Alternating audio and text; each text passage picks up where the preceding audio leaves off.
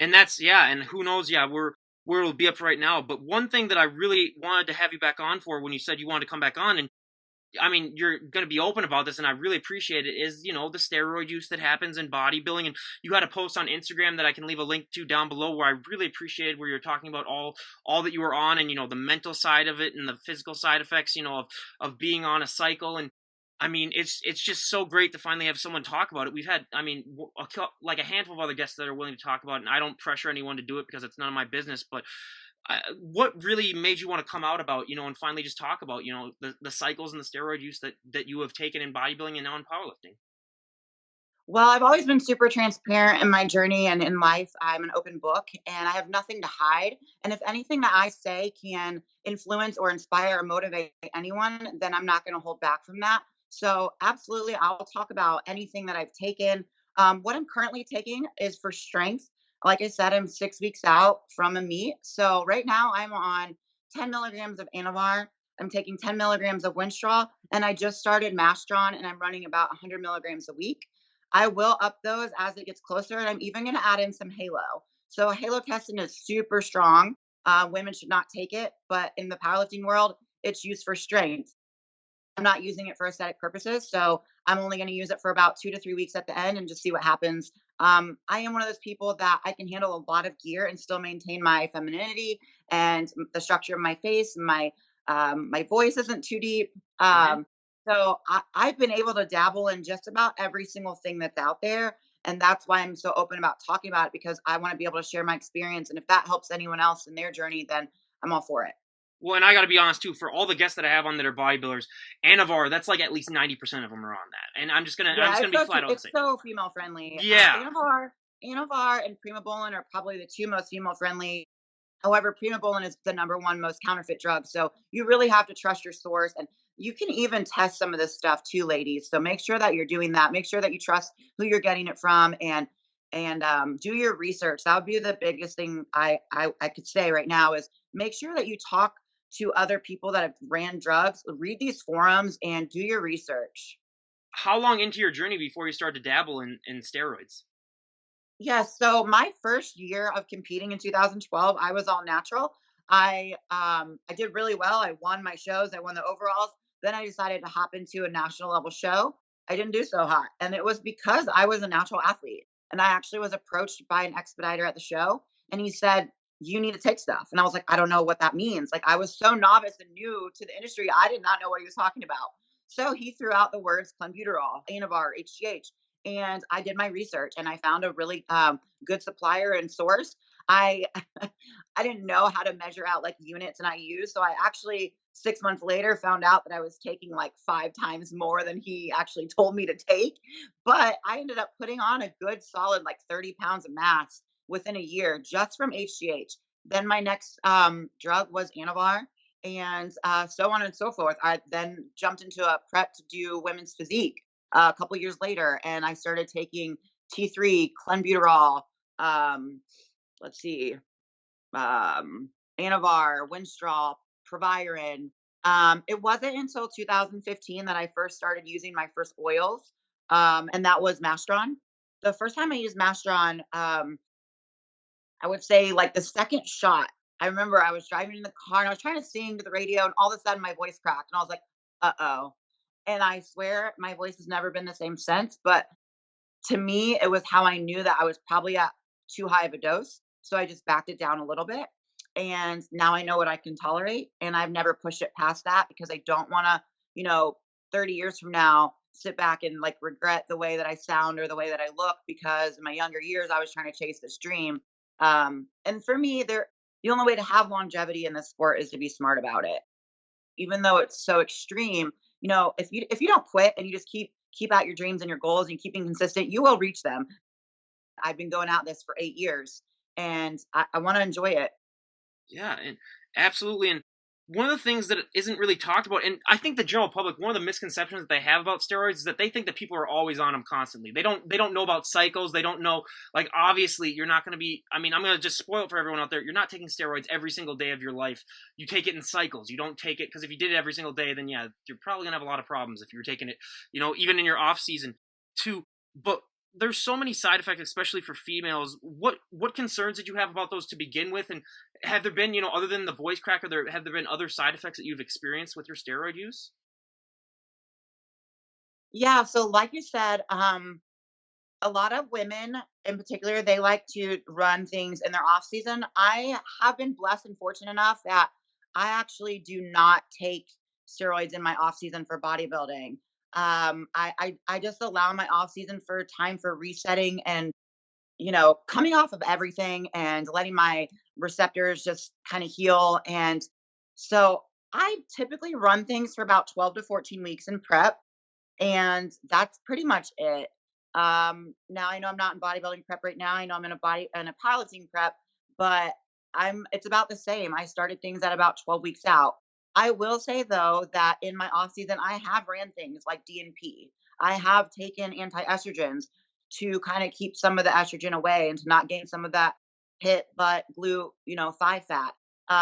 Currently not running any anti-estrogens, but everything is different for everyone. And for me, I've had really low and mild side effects. Usually when I'm done with a prep and about maybe 3, 4 weeks after the show, my body will start to purge out the oil. And I may have like a slight breakout in my back, a few pimples, that's it. Other than maybe a little bit of like a hoarse voice if I tried to scream or yell. Clitoral growth, that's not necessarily a bad thing to have, but that's kind of it, really. I'm very fortunate. Like I said, when I run Proviron too high, I do notice hair loss because it is DHT derivative. So I start incorporating a shampoo for DHT blocking, and that really does help. Like I said, I tend to watch my dosage and my sides, and when I know I'm pushing it too far, I scale back. Another myth that I think people have about steroids is that people think that as soon as you take it, automatically you're just so much bigger and they just think like the first time you take it, you're just like, oh my god, it's so. How long for usually when you're doing a cycle? How long into that cycle before you really actually start to feel the effects, like the extended endurance, the better recovery, the more muscle growth? How long does it take for you in a cycle to really start to feel those effects? I would say general rule of thumb is about 3 to 4 weeks before you start to feel it and see it. And it just depends what you're taking, to be honest, and the dosage. I've had clients say, I don't feel it. I don't feel it. I don't see it. And I'm like, give it time. And then all of a sudden, a week later, like, oh my gosh, I'm so strong. Oh my gosh, I have veins in my arms. I'm like, see, patience. And that's huge with it, is just not trying to push it too fast and too much. I've had preps where I've taken so much gear and I wasn't getting the results that I needed. And then other preps where I've taken half of what I've taken before and I've gotten better results. So your body also, if you allow it to heal and reset, it you could have a totally different cycle each time. In your opinion, is everyone that steps on that stage for pro shows, do you think that everyone's on at least something? In every category except for bikini, yes. Wow. And even in bikini, I know most bikini girls are at least taking a couple compounds, including like clenbuterol for sure. So on on a pro level, if we're talking IFBB, yeah, it's not a natural organization for a reason. I was gonna say I was hoping that maybe there might be like that one genetic freak in there, but yeah, I mean that's one thing Now that I I've will found out. say this: Juliana Malacarne, she did not run a lot of gear. She did not have to. She genetic freak. Most Brazilians are. Most African Americans. Shanique Grant. She didn't run a lot of gear, and some people just don't have to. But it all comes down to your work ethic, but also your genetics. Yeah. I mean, yeah, that's a big part too. And yeah, we had some of those close genetic freaks where you're like, yeah, they must not be on that much. But also when you're looking at, like some of these, horror stories that you see of bodybuilders in the past who have gone down, and when they're like 50 or 60, they have like lung issues, they have other problems. How much of that does that play into you where everyone deep down is probably thinking like, oh, if I just take just a little bit more, I'll be even better. How much of that, like knowing how that has affected people in the past, how much has that helped you say like, no, I want to be, a healthy individual when I'm 50 or 60? So for me, being in the industry for 8 years and seeing so many great athletes die at such a young age for pushing that envelope, it has given me a lot of perspective, and it actually, um, it got me to start doing my lab work in my off season. So typically what I'll do is after a show, I'll wait until everything's cleaned out about 6 to 8 weeks after a show, and I'll go get my labs done.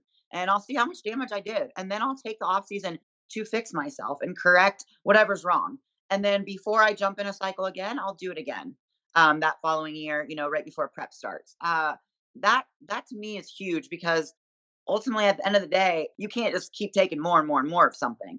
And who wants to have heart issues because they took too much clenbuterol, or thyroid issues from T3, and now you're on a drug for the rest of your life because you were stupid and ignorant and decided to take more of something because you didn't realize what the aftermath was going to be long after. And let's be realistic. How many of us out there, because this is a very saturated industry, how many of us out there really have the true potential to be really great? I mean, top 10 in the Olympia. And so you kind of need to think about long term after the sport. If you probably aren't going to get to that level, then is it really worth it? Like, is your life really worth, an NPC trophy? Yeah, if you were to look at the general population of the US, like 320 million people, I'd say maybe there might be a few thousand that might have the genetics if they wanted to like really get into it. So yeah, it's so minuscule, but it's great that you're talking about this, and I really really appreciate it because I think a lot Of more course. people need to be because yeah, the only thing that really pisses me off the most is people who are clearly on it and then they talk about like, oh, you can get results like me if you just like do my weight training program and stuff like that, and it's like, oh my god. And then I have all these people that come on, they're like, "Oh my god, I want his arms or her back." And it's like, "Well, you better have a crap load of money for this stuff because it's not cheap too." But one thing with steroids too is that it affects your mind as well as your body. There are a lot of mental things that come along. I mean, there's always that classic roid rage, which isn't. I mean, a lot of people have said that's not really true. But how do those steroids affect you mentally when you're taking them? Because I mean, some of the stuff that you've listed, I mean, you're on a lot of stuff at times. So it's really, how does that mentally work for you? Well, like I said, everyone's different, so I can only speak for myself. I'm not really an aggressive, angry person. I think I'm pretty um I've been able to, as I mature and grow, I've been able to channel that, and so I utilize that in my workouts, Well, I say which I say too for benefits like the me. whole I say too for like the whole roid rage thing I always say those are only the people that are naturally just angry without the stuff, and then taking the stuff just amplifies it. Because I always think with steroids, whatever your mood is like, it'll just amplify it really, and just so like if you yeah. Exactly. You're gonna have triggers, especially when you're in prep and you're running multiple compounds and you're so tired and you're in a caloric deficit. You're gonna have triggers. Little things are gonna set you off. For me, the biggest thing I think was taking so many anti-estrogens for so long. So my estrogen was really low and my testosterone levels were really high. And then after a show, your body doesn't really know how to find homeostasis. That for me is when I tend to have a big hormonal shift and I get really sad and depressed. I remember there was one time I had just done a guest posing and I ran a cycle for it and it came off, and we were out Christmas shopping and I was just driving down the road and all of a sudden I started crying out of nowhere. And I knew I had to get to the doctor. I knew I had to talk to someone. I knew that something was wrong. And sure enough, my testosterone level was a 4. So get your lab work done. You know your body better than anyone and your mind better than anyone. If something feels off, just find out, because there are so many people out there that are dealing with depression and suicide and have mental health issues that don't talk about it because of ego and pride. And and it's okay to ask for help. Trust me, I asking for help saved my life. Yeah, I couldn't say as someone that suffers with depression myself too. That's why I've never taken any steroids or anything because I don't know that could just even make it even worse. So who knows where that'll end up? But you mentioned before when you were talking about you did oils, and for the general public, they don't know what that means. When you say oils, what are you referring to? So there are orals and then oils. When I say oils, that's what most people think of steroids. They think of injecting like testosterone, tren, equipoise, primobolan, things of that nature. Currently, I am injecting Masteron. That's an oil. It comes in a vial. It's liquid, and you have to inject it into your glutes or shoulders. And so that's what I mean by taking oils. Yeah, I think yeah, because a lot of people just don't get that. But are you kind of like me, where if I ever get like a flu shot or anything like that, I can't work that arm for like a day. So do you have it timed out where you're like, if I don't have to work shoulders today, then it goes in the shoulder, or if I don't have to work legs today, then it goes in the glutes? You know, yes and no. I like to train through pain. So for me, like training through it, like my shoulder is sore right now because that's where I pin last. Um, but training through that, I think for me helps break some of that up. so then it's not as sore as long. Doing mobility work obviously helps, but eventually you kind of become like a pincushion. Mhm. So you don't really, it doesn't phase you anymore. You're not really sore from shots anymore. And I'm a girl, so I don't inject like a huge needle Yeah. with a ton of oils in it. It's just a little bit in a small needle. So it doesn't hurt that bad. Other females that are competing like at shows, do you guys talk about that stuff at all, or is it kind of like just a secret that you guys say like we're not going to talk about this, or is it like something that is like discussed a lot in the female bodybuilding community? I mean, we don't sit around Oh backstage yeah, well talking yeah, about obviously, yeah, yeah, like the steroids that we took to get there, yeah, but uh, I do make an attempt to be really good friends with a lot of the pro women physique ladies. So many of them, I mean, have been there ups and downs in my life. And so, yeah, we will openly talk about it. And I've even helped people with their own cycle and their pros. So, at the end of the day, we're all here to kind of help each other. as someone who obviously naturally just has a crap load of testosterone being me, what does that feel like when you have a lot of testosterone in your body, being that you weren't naturally born with a lot of, with, I mean, females do have testosterone, it's just they have drastically lower than men. What does it feel like? Well, you're a guy, so you know what it feels like. But I'm trying to ask. Um, Well, I'm asking someone who's never had that before they started taking it. So it's kind of like it would be kind of like me if all of a sudden like I had like the emotions of a female and I started getting a little bit more emotional than I normally would, kind of. to be honest, I think I like myself better when I'm on a cycle because I'm not so emotional. I'm not in my head. I'm not overthinking everything. I'm not like this little, this little girl with all these I, feelings and I was gonna say, emotions. doesn't it feel good to not have as much emotion Yeah, as? I mean, that's what we it deal with every does. single day, and I love that. And that's the one thing about being a guy that I'd be like, okay, that's definitely the best one, yeah. Yeah, I definitely I love it. And then, when it's time to go train, you turn that on and it just is awesome to be able to, for me, be as strong as most men or stronger than most men in the gym. And then the ladies are just like, whoa. Yeah, absolutely. How what is your kids' opinion about you being on steroids and stuff? Was it something that they had any thoughts about or against, or were they just some of the things where it's like, hey, if you do you? You talking about my daughter? Yeah. So like, what is have does she is she aware or what like or Oh like yeah, how does she react to that? she's Because definitely like walked in on me like pinning myself before, and I've just explained to her what they are, what they're for, don't touch them. yeah, Um, there's even a few times where like I let her inject my HGH just to show her like it's not harming me. My kid's so smart. She is also very like kind of over the whole bodybuilding thing, like mommy being a bodybuilder. So she's definitely loving that I'm switching gears this year. Um, I mean, she's 14 and I've been doing it for 8 years. So it's kind of most of her life. This is all she's known. I was gonna say thank God none of my parents were because if they were leaving DANIELLE around, one of us three, one of me and then my two brothers, one of us would have been an idiot and just like inject it and be like, I wonder what this does, and then yeah, and who knows? So yeah, that's a positive thing, but.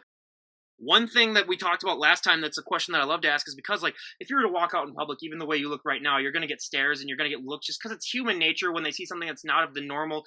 Do you find that when you're on gear that you might react a little bit differently to people staring or the attention that you get? Or do you find that it's affected you at all? Where, I mean, some people have talked about how when they're on something, they're just a little bit more shy about it. They don't like to talk as much like, oh my God, you look amazing. How's that affect you when, I mean, you might get looks and stuff when you're on a cycle? I used to get, obviously the cat calling at the gas station by men and like the little kids like pointing and laughing, like, oh my gosh, look at her. Nowadays I'm just at a point in my life where people are gonna say and do whatever they want to do. And if they want to talk to me and about it and approach me, like I said, I'm so transparent and open and honest about anything. If it takes 15 minutes out of my day, I'll talk to anyone about any of it. Yeah, and I really appreciate it. And then and the most important question that I was going to ask you about, especially steroids, and then we'll move on. I just have two more questions about it, but the most important one is, why do you think that it's such a taboo subject when it comes to bodybuilding? That more bodybuilders aren't open about it. Why do you think that it's become just this thing where I mean everyone knows that everyone's doing it, but no one will ever admit it or talk about it? Well, first and foremost, it's illegal. Yeah, So if it's not being prescribed to you, you're breaking the law. So that's huge. I also think that there's just a big stigma put on it that it's wrong for females to do, and so females have always had to silence their voice in a sense. I also feel like some people just aren't willing to admit exactly how much they're taking to be at the level that they're at, and they want to appear and seem like, oh, I got to this level without having to do that. you don't need to lie to yourself or to everyone else. Like, we're not stupid. Yeah. No, and that's, and I mean, I say the illegal part too, and it's like, yeah, the only thing I can really compare that to is, I mean, like in Minnesota, weed's still illegal, but you'll still have guys that'll just like smoke it out in public. But that's a Exactly. completely different thing. Where yeah, it's, and plus if it's part of the sport too, like if there's a mandate for baseball that you had to get high before every game, I don't think the players would admit to that, you know, if they before they walked out on the stage. But when it comes to, I mean, there's so many different things where with steroids too, where people think that females are just taking the same thing that males take, where they're just like, people, first of all, they don't realize that there's more than one steroid. Like when you listed all that stuff, I mean, I think the general public, they just think that, you know, there's anabolic steroids and that's it. And that's all anyone ever takes. But when it comes to the difference between males and females, how different is it in the amount of steroids that people take and, you know, just the variety that they take in your Oh my experience? gosh. So most men are running things like like pure testosterone. Women hardly ever do that unless they're put on TRT, like replacement therapy by their doctor. Most men are taking multiple oils in a needle at one time. Dosage wise, women are taking anywhere from like, 100 to maybe 150 milligrams a week. Men are taking up to 1,000 milligrams a week. Jesus. So we're at like a tenth of what men take, and we're at like things that are like 10 times less anabolic as well. So there are female friendly steroids out there. There are women that take things like Tren and Test and things like, I don't know, NPP, or I've taken Equipoise, like Sustanon. There's things that women take that they shouldn't. But for me, it's kind of like, it's your life and this is my life, and what I choose to do with it is on me. And the only person that can judge me is God. So 100%. And did you happen to watch when Ronnie Coleman was on the Joe Rogan podcast and he was talking about the, I mean, he said that he didn't even start doing steroids until after he got second place at the Olympia. So if you want to talk about genetic freaks, yeah, that's, I mean, if you get second yeah. place and you're all natural, that's, you know, geez, he was the one guy born for it. But yeah, that's, and but I mean, And I can say, like Keon Pearson, he ran like two compounds his first couple years.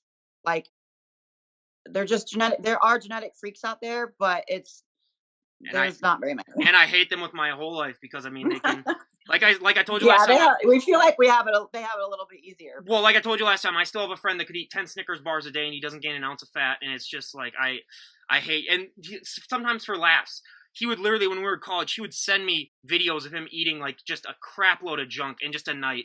And then he'd do like him weighing himself and it's the same weight as it was like 3 days prior to, I mean, I don't, it's just absolutely Metabolic ridiculous. freaks, man. Metabolic freaks, man. And I told him, I was like, just get me anything like that. One thing that actually fascinated me too about steroids is that I've had guests on here that are in their 60s and they're women and they have bigger arms than me, and it's just like, what the hell's, so in your research that you've done, because I have not researched steroids at all, it's something that, you know, I wanted to just experience so sort of firsthand from a guest. If you're an older woman or even an older man and you take them, is there an added risk of side effects as opposed to when you're younger, or have you done any research into that? I mean, you definitely need to be cautious of your kidney and your liver and your heart. And like I said, the biggest piece that I can give anyone is make sure you're getting your labs done and you're seeing a doctor. And if you can't be honest with anyone, please just be honest with your doctor, because they know about this stuff more than anyone, and they're going to discourage you from taking it. But if you tell them, I'm a bodybuilder, this is what I'm doing, I need your help, they will help you. There are actual like bodybuilding doctors in every city. Yeah. So, obviously I don't want to like get into like how they're acquired, but like how do people just like ship them in and then like there's just a guy that just has them and then distributes them? Obviously you don't have to name names or anything like that, but like how does that work? Because like you said, normally you just have to go to a doctor and get these prescribed. So I don't know. I mean, unless there's like one doctor that's like, you know, just here's 10,000 doses of something here, just take them and sell them. But how in without, you know, like giving anything away, but like how is it distributed? How is it like under the counter? How do they do it? Well, so there's a couple different ways that you can go about it. There are some sites online. It's shipped in from China You usually. get those weird Russian Um, and China stuff where you don't know what the hell's in those things. and that's the risk that you are willing to take. You may send money and never get anything. For me personally, being a pro, it's readily available for me. I have lots of sources. I can probably pull up 10 people right now that could get me anything. If you're a novice at this and you're looking to maybe start on something, hopefully you have a coach. If you have a coach, then they should be able to guide you in the right direction. If they're not willing to, then what I would say is maybe search for people online that are open to talk about it, like me. I definitely don't like being in the middle of any sort of transactions. It is still illegal, so um, usually it's not that hard to find. Just Well, like you yeah. can go out on any night in the city and probably find a multiple, amount of street drugs. It's not hard I've to find yeah, still. I've been going to bars uptown. Well, not this last year, but I remember like 2 years ago. One night I got offered heroin like 3 times. So it's like it's not that hard. I mean, yeah, you don't even have to ask for. I mean, so yeah, Yeah, that's that's the system that it really goes into. Lastly, if anyone was ever thinking about like taking steroids or getting on a cycle, what advice would you have for them before they get started? Because I've heard so many stories of people, when this is when the podcast is not recording because I don't want to publish it because it's none of my business, but they'll talk about how they know people that, just get started without any prior knowledge. And then next thing you know, or there's coaches that don't know what it does, especially to the female body because they're male bodybuilders and they don't understand. And we've had some, bad stories where they take either too much or they take the wrong stuff. But what advice do you have for people that are just interested in, maybe getting on something in order for them to not make those same mistakes that I've heard so many people make? absolutely. Well, my DMs are open anytime. If anyone has any questions, please feel free. I'm so transparent. I will talk to you about anything that I've done. I'll openly discuss. Other than that, I would say um, talk to multiple coaches, talk to multiple athletes, talk to pros, read forums, do your research. Um, just take your time. Don't be in a rush to jump into a cycle. Talk to lots of people, gather data, and then start, your own journey with it. And if you don't feel any sort of positive or negative effects, just slowly taper up. You can always taper back down. And just don't ever stop reading and gaining knowledge. Knowledge is power. Yes, especially when it comes to your health. I couldn't say Yeah. that better And myself. there's some things that you can never go back on once you do it. So be careful. Yeah, that's the one thing too. I mean, especially for females, yeah, there's some of those things where I mean, as soon as you start, it can't go back. But I mean, again, Stephanie, we cannot thank you enough for coming on and sharing this because you're the first. I mean, you're going to be like my 350th podcast, and like 250 of those have been health and fitness, and you're the first one that's come on and like openly talked about it. And I really, really do appreciate that because it is, a taboo thing that I don't think it should be, but like you said, it's illegal, so I can understand that 100%. But I mean, just that truth and that honesty that you have, and how open you are, like you always say you are, and I couldn't agree more. And it's just so great to have that on and really be willing to share that because a lot of people I think have all these misconceptions about it and anything that we can do to sort of help bridge the gap between people. But I'm about to, if I can get the weight up, do a show. I haven't really done a lot of promotion about it because, truth be told, I'm 10 pounds behind what I want. So my coach is like, if you don't hit 160, we're not going to put you on the stage because it doesn't make sense. And I'm not one of those. I think you remember, not trying to do a whole lot of gear. I'm not trying to, I'm not doing what a lot of the industry. Like I see so many now that are like, no disrespect, but a lot of them are like just popping up out of nowhere, going from bikini to women's physique and then dominating women's physique and then going to the Olympia and doing all this stuff. And it's like, kudos to you, but I see what you're doing. And I've taken 2 cycle breaks to keep what I got and, try to keep everything as feminine as possible. And so, you take breaks too. So yeah, you lose a little bit of muscle. So there's just been a lot of things that, I've done this year a little bit different than everybody else, I think.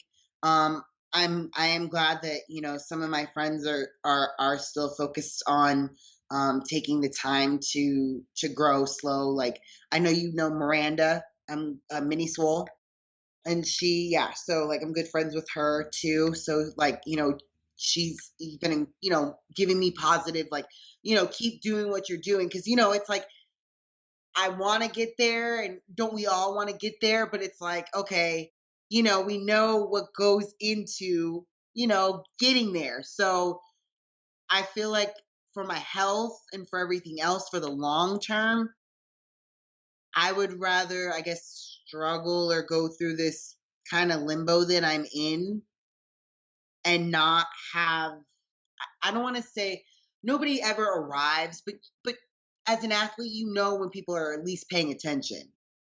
And so when that moment does come, I know that I'll really appreciate it more because of the longer time it's taking me to go through the humbling process and the time taking process. And, also learning too, like getting the pro card was actually the easiest part. This is the work. Like, this is when it's like, especially to someone for an athlete who isn't doing a whole lot of quick fixes and all that, like very low cycle, relying mainly on the eating and the training. This is when it's like, how bad do you want it? Like I just, started doing stuff on my YouTube, and I'm going to relaunch my YouTube again, talking and documenting about it because I don't feel like enough athletes do. There's a few that I am impressed with that do talk about. Did you see the podcast that I did with Stephanie Flesher where we talked about it? Yeah, and that was really good, but I'm saying athletes themselves electing to do it. And, like Danny and I, we've talked on her podcast about it because, she's like me, she's like encouraging, and I know too, because of the taboo, why people don't. But at the same time, I just still feel like unless someone's going to arrest me, like I feel like it's a good thing to be talking about in a healthy, in a you can do it in a strategic, make it super scientific if you want type of way, but not having these conversations about the importance of taking breaks, about the importance of not overdoing it at a waiting, even age, all that, just everything. So again, these young stars, good for you, but I fear for your future. You know what I'm saying? Like, okay, so you're the hot thing right now and you're 24, 25. That's great. Good for you. Like, I'm not hating on anybody's success ever. But it's like, because I know, it's like, it's not a matter of like disgust. It's a matter of concern. It's a matter of like, just, I have a couple of good friends. I'm actually glad they didn't get their pro card yet.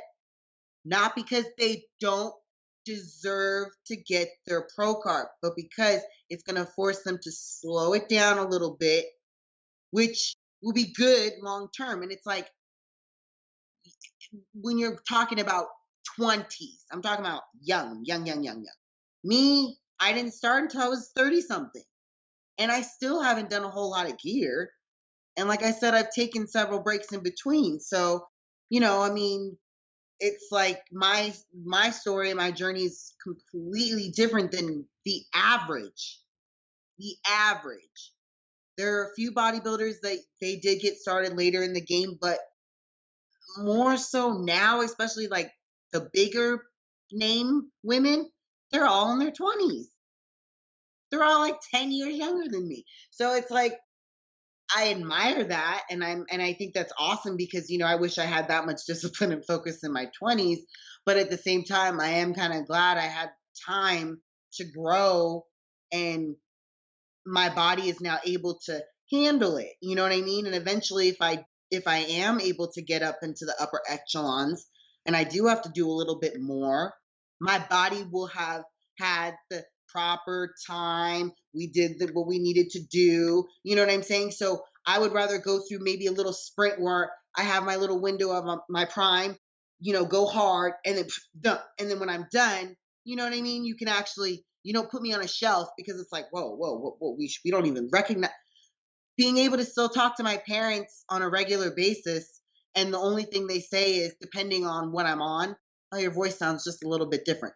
Other than that, that makes me feel good. And at the end of the day, I tell clients of mine, the crazy ones, I'm like, do you still want to look at me? Think about the future. And I have to put things into perspective. So you wanting me to get 19-inch peaks and do this and do that and do all of this crazy stuff on my 5'2" frame, the reason why you like me is because I maintain my femininity.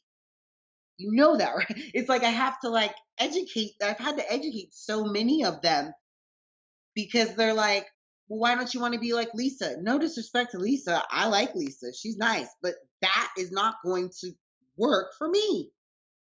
It's just not. It, so, it's like, it's just, we have to just, put more education behind it, so it's like, it puts things into perspective. Okay, what works for her and that body type and the fact that she's able to put that amount of muscle on, okay, that works for her.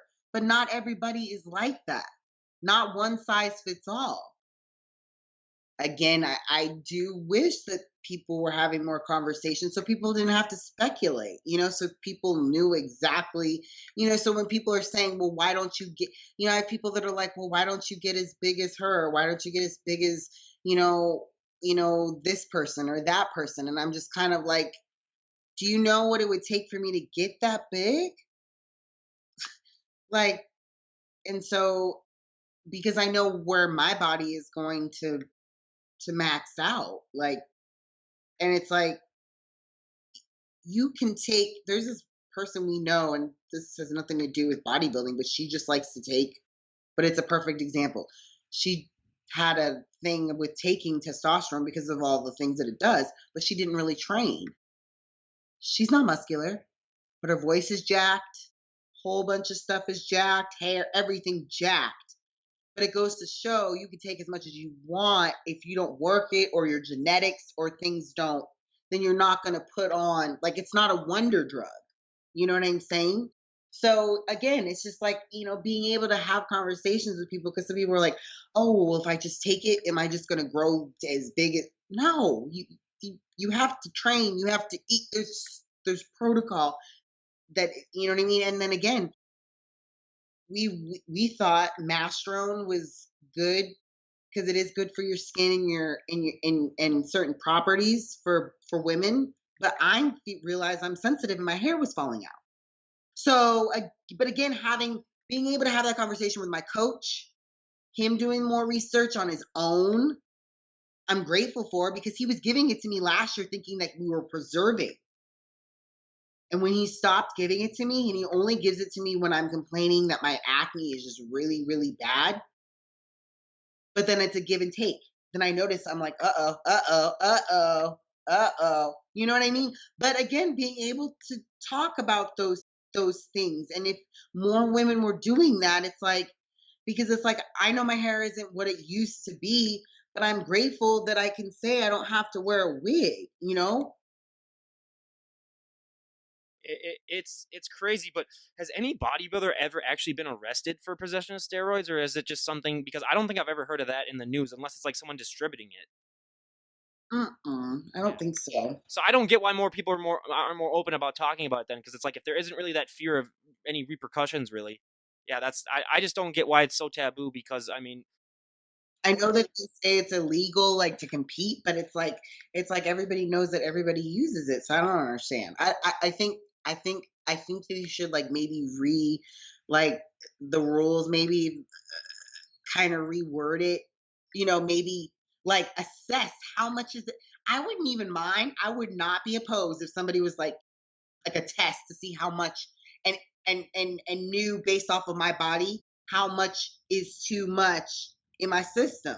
I wouldn't mind if that was a protocol. You know what I'm saying? Because bikini, they need a little something.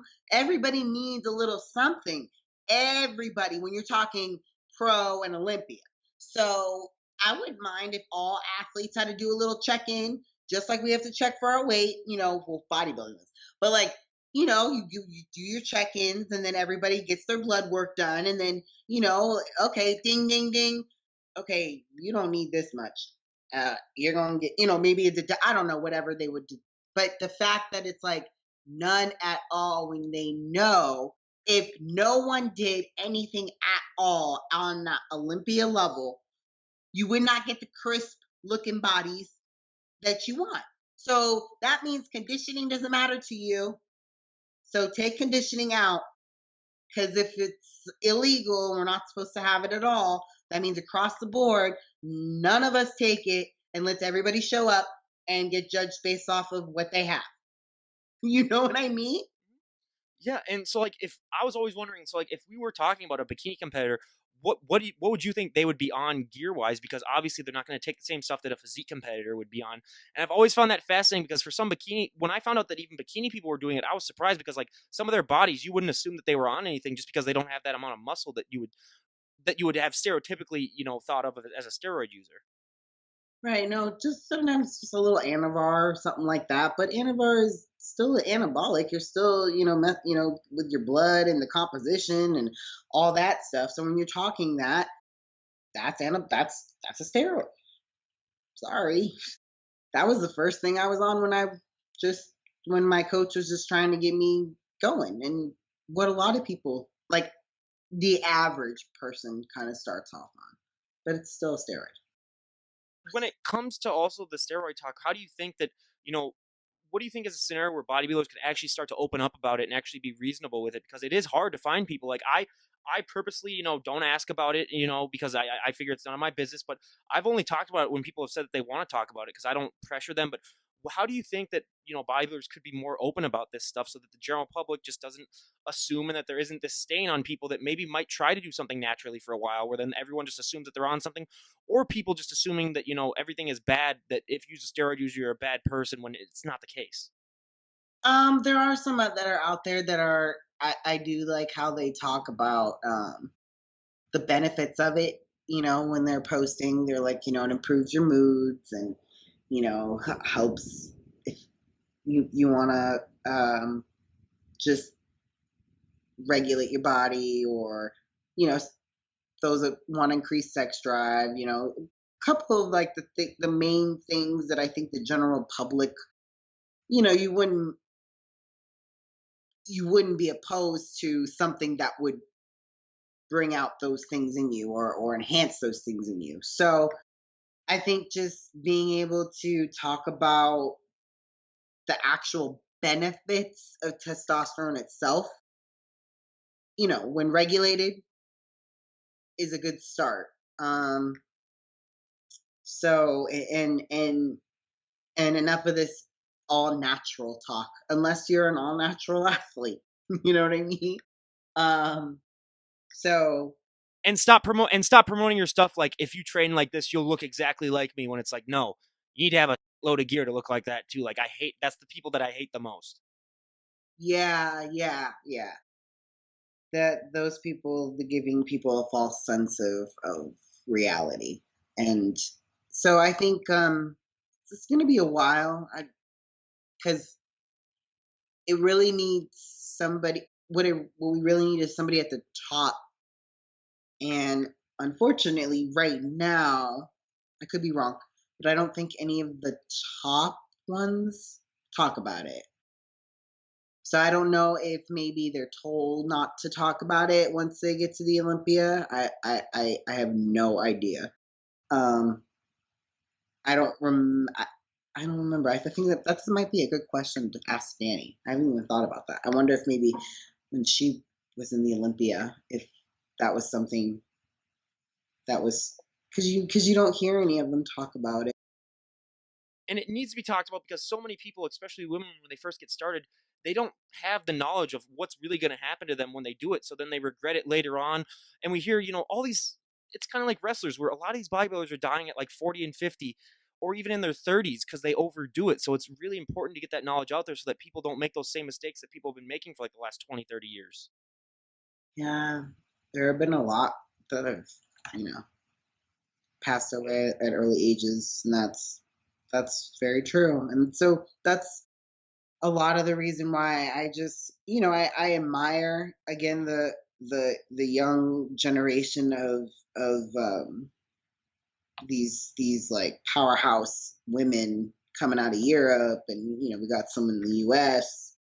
That everybody's talking about right now. But I just see what they're, Who knows what those Europeans are on? They're probably on some like Russian crap where you it's, listen to their voice. When I like listen to a lot of their I look at them and I'm like, I have more muscle than you, and you sound deeper than me. Like already. I mean, my voice was raspy back in the day anyways. I never had a high pitched voice, I can tell when I'm on a little bit more. It gets a little bit deeper. Right now, it's in the mid range. It's not its highest. It's not its deepest. But I listen to some of these girls that are like figure. These girls that are like figure to physique, and I hear them, and I'm like, and I'm bodybuilding, and I'm the stereotypical, oh, you're supposed to be geared up.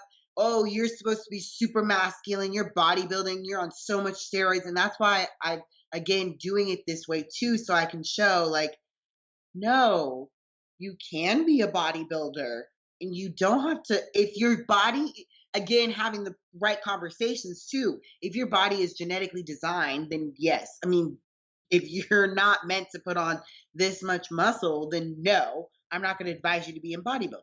But I'm just saying, like, I'm trying to show women that are meant to be in bodybuilding, don't be so fearful of getting into this division because you can do it in a healthy way. You know what I mean? And I'm hoping that I can get higher up, not because I want to be, I always tell my coach, I don't want people kissing my ass. I don't want to be Miss, I don't aspire to be Miss Olympia one day because I want that. I want to get up there so that I can talk to the people in those rooms, the big rooms, and start having more conversations about this stuff, making the general public more aware, making it more mainstream, and making the everyday woman that may be fearful, oh, I have too much muscle. No, look, it can be sexy. It can be, I mean, everybody's got a different look, but I'm saying, feminine, but it can be feminine, and you don't have to feel like you're this big masculine man. I don't. I feel sexier now embracing the muscle. Like when I was younger, I had arms, I had a little shoulder. I was a box, but I was built already, like my body design was already designed to carry a lot of muscle. And at a young age, it was like there were already spurts of it. You see pictures of it, and people would talk about me and even say, "You're going to be a bodybuilder when you get older." And oh, look at those guns, and oh, let's arm wrestle. And please, before people were paying me to to fantasize about that, I was actually getting people saying that to me. So, you know, I look at a lot of these women, their before pictures, and I look and I go, I had more muscle than you. I had more muscle than you. So and then my coach goes, so you see, they took more than you to get bigger than you. You see what I'm saying? So it's like, it's like, that's why I know there's not too many there's maybe like a couple that I know personally that are trying to do it the way that I do it. There's another woman that she's coming up, and she's pretty feminine. A Kimmy, she goes by Baby Hulk. She's Cuban. But she's American. She's out here, and she's in bodybuilding, and she got curly hair too. We kind of have a similar look, but she's another one. So there are a couple that are doing it this way, and I think if enough of and the matter, what it's all going to boil down to is what gets awarded.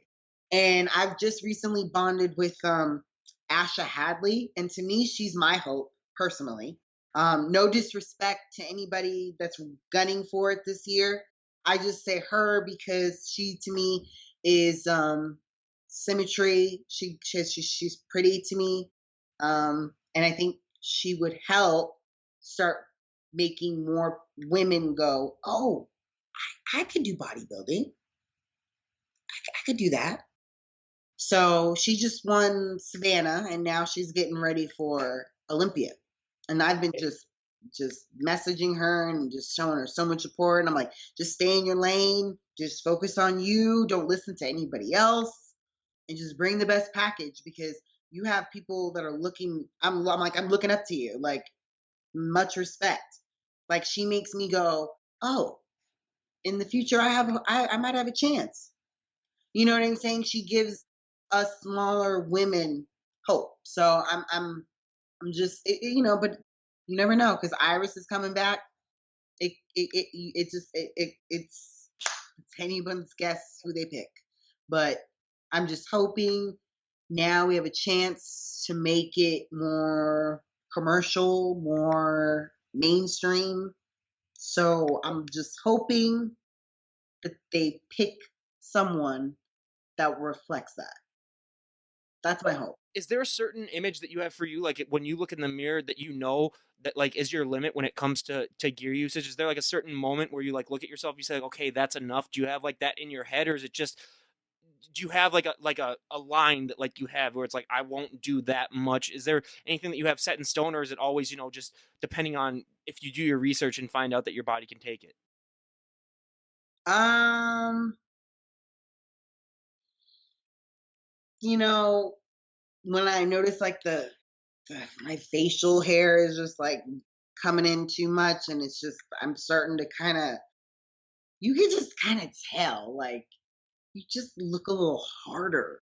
And it's not when it's a difference between lean face and like a hard face. You know what I'm saying? And I've gone through little phases where I could tell if he gave me maybe primo or something for an injury to kind of up it. Like towards the end of the cycle, my face starts to look a little harder. Because for the most part, I don't wear a whole lot of makeup. I have makeup on now, but I don't either wear makeup or I don't wear a lot of makeup. So because of that, I can tell what I look like. And even with makeup, sometimes I can tell. Like, even after a wax or something, it's just a shadowy look, a hard kind of look around the mouth. And I'm like, mm-mm, mm-mm. And I go, but we're not giving me that next cycle, are we? No, that was just to heal your injuries. You know what I mean? But I pay attention to that stuff. I care. But I know that also, you know, you're not on a whole lot of stuff right now. My thing is you got to eat. And if you don't get those meals in, and that's me trying not to work too much and focus on making those 6 meals. Now sometimes I have to eat 7. I find myself within like 30-40 minutes starving. So my what's gonna help me get up to 160 is I gotta eat these 7 meals, I gotta get this sleep, and just keep this training up because I'm not on a lot.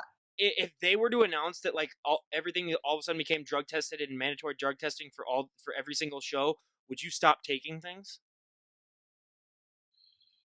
I mean, if it meant that you can't compete, then I mean, of course. I just think, yeah, I was just interested because you never know, like with some people who might be like, oh, I'd still find a way, just because you might have already seen what the results can do for you and just still be like, okay, I want to have that look till still, it's just a fascinating topic. It is a fascinating topic. And again, more people should be, you know, talking about it.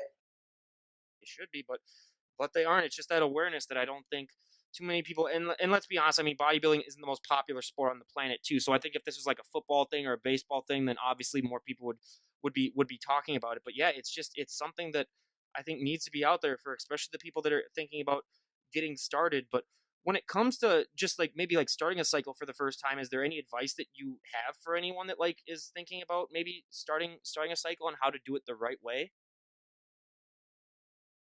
Obviously making sure your blood work and everything is up to, you want to make sure you don't have any like underlying conditions or things that might uh mess with because everybody's different, and you're dealing with things that affect your kidneys, things that affect your liver. This stuff goes it goes deep. So making sure everything's functioning and optimal, and making sure that you do it as regular as you can, and making sure you consult. I I I say, before you try to consult online and look online, actually consulting somebody, whether it be a coach or somebody well versed in it, because a lot of online, you don't even know what you're getting either. You don't know if the product is authentic, if it's worth what you're paying for. There's just so many. I feel like when you're dealing with a lot of this online, the online steroids and the online say, you know what I mean, all that stuff. So Where would you like to see the whole bodybuilding community at when it comes to drug use, maybe within like the next 10 years? Because I mean, I think people might be doing more stuff than they were back then. I don't even know really the history of it, but where would you like to see the whole bodybuilding community when it comes to drug use at maybe like 10 years from now? Because it's always changing, I think, this whole community and what they do and the look and everything like that. I think maybe if there was like a protocol, if there was like for each division, maybe like a limit set. I think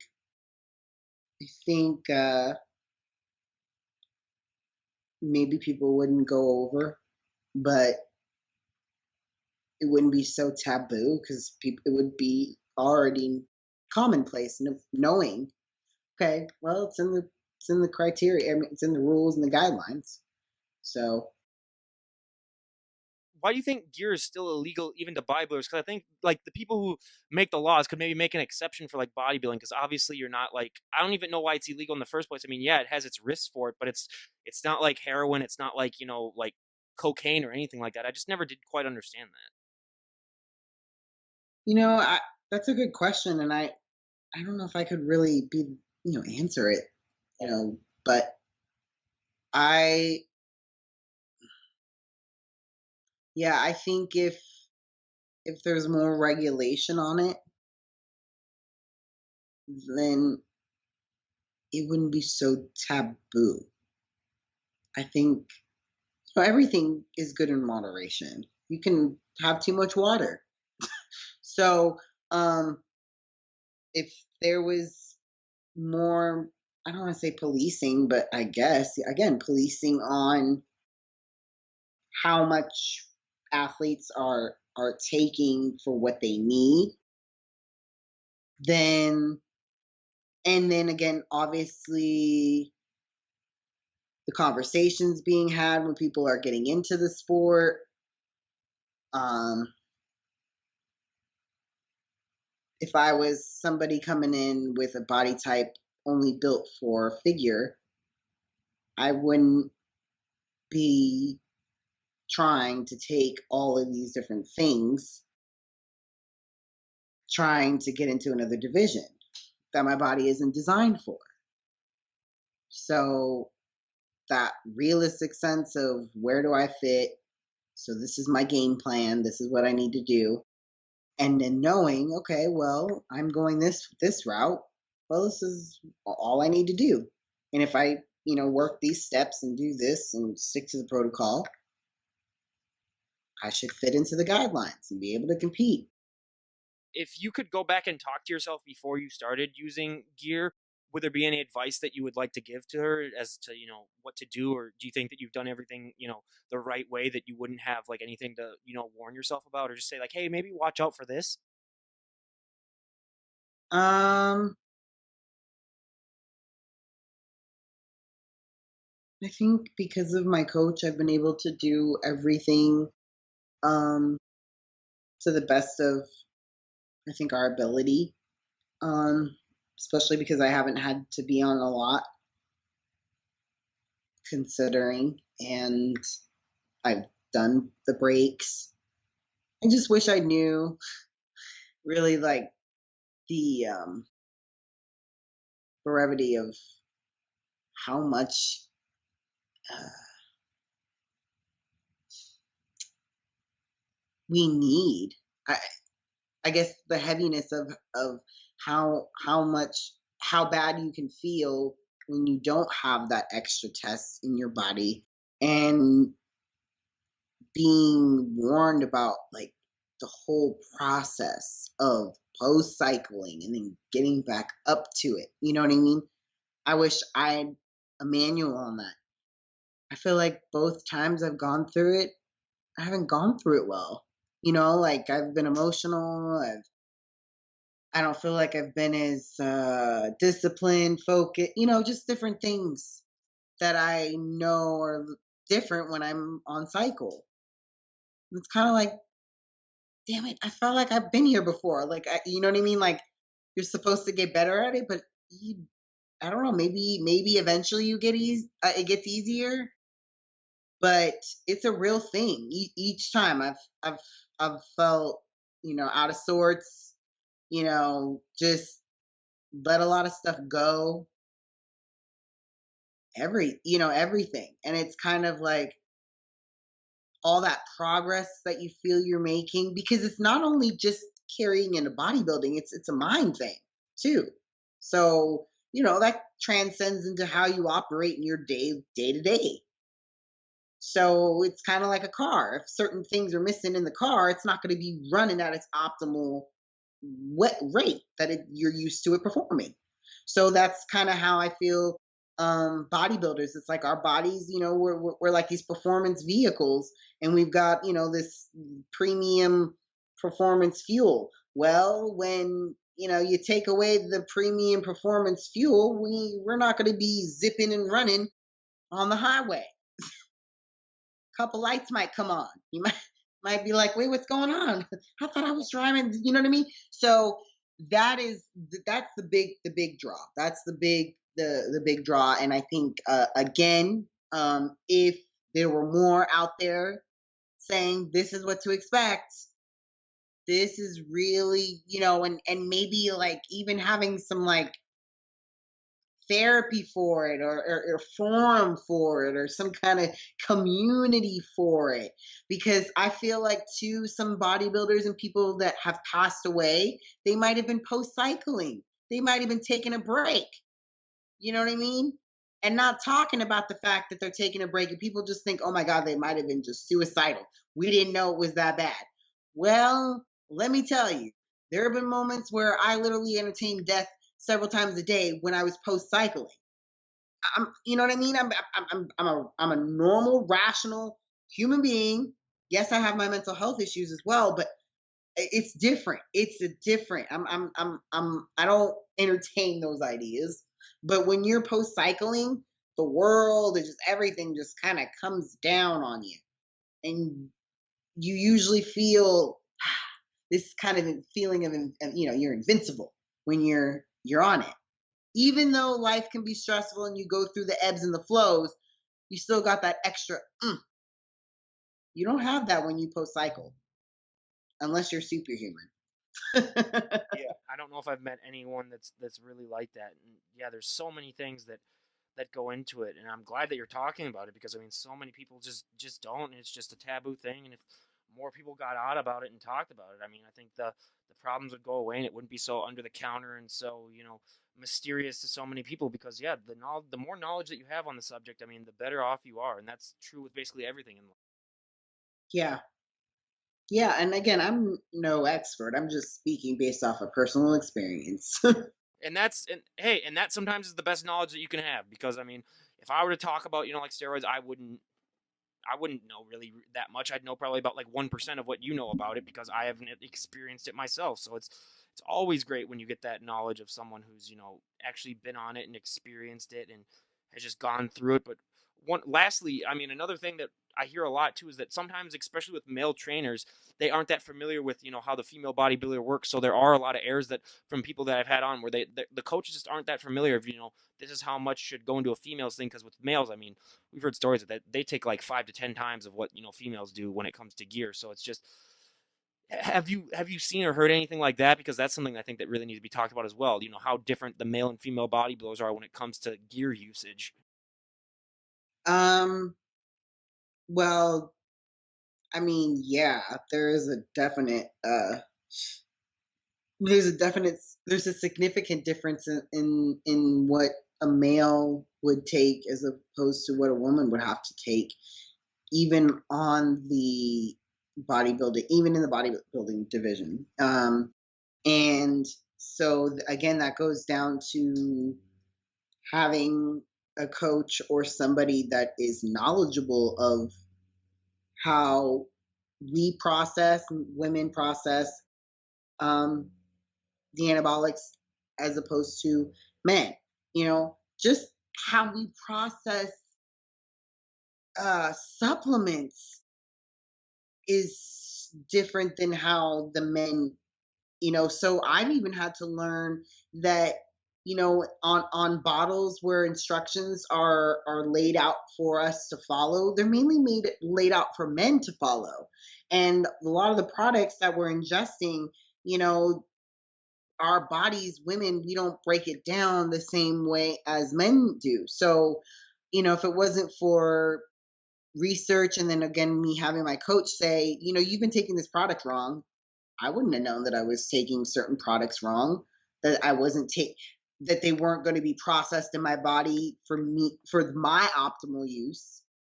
So, that is so important, because you could be taking your supplements, and just as important as the anabolics are, supplementation, vitamins, all those things go hand in hand into making sure that you build and retain quality muscle.